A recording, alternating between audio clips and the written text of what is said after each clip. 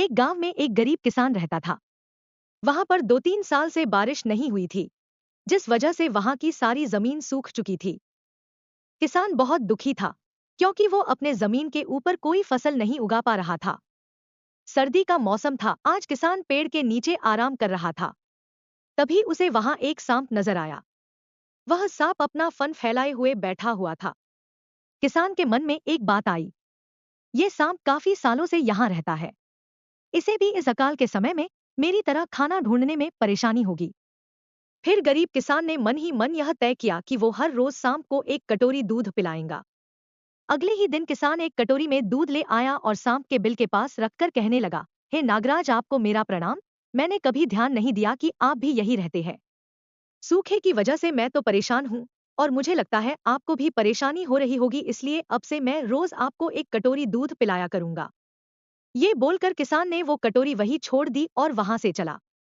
अगले दिन सुबह जब वो कटोरी लेने वापस आया तो उसने देखा कि कटोरी में कुछ चमक रहा है।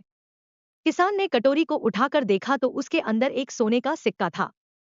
फिर किसान हर रोज शाम को एक कटोरी दूध पिलाता और अगले दिन सुबह हर रोज उसे एक सोने का सिक्का मिलता। एक दिन किसान को किसी काम से शहर जाना था और उसने अपने बेटे को ये जिम्मेदारी सौंपी। उसने अपने बेटे को कहा, बेटा ध्यान से एक कटोरी दूध सांप के बिल के पास रख देना।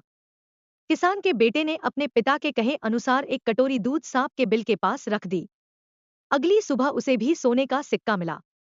उसके बेटे ने सोचा कि यह सांप तो बड़ा कंजूस है, जरूर उसके पास बहुत सारे सोने के सिक्के होंगे, लेकिन यह तो हर रोज बस एक ही सिक्का देता है। अगर मैं इसे मार दूं, इसके सारे सोने के सिक्के ले सकता हूं। अगली शाम जब लड़का दूध देने के लिए गया तो उसने सांप को देखते ही उस पर छड़ी से वार किया, मगर सांप भी सतर्क था। उसे छड़ी तो लगी पर उसने किसान के बेटे को भी डंस लिया। सांप का विष बहुत ही जहरीला था। देखते ही देखते किसान के बेटे की मौत हो गई और जख्मी सांप अपने बिल में वापस चला गया। जब किसान वापस लौट कर आया तो उसे अपने बेटे की मृत्यु के बारे में पता चला। साथ ही वह बहुत दुखी और क्रोधित होकर सांप के बिल के पास उसे मारने पहुंचा। तभी उसने सांप को देखा कि सांप को भी काफी चोट आई है। उसे देखते ही वह समझ गया कि उसके बेटे ने सांप पर हमला किया होगा।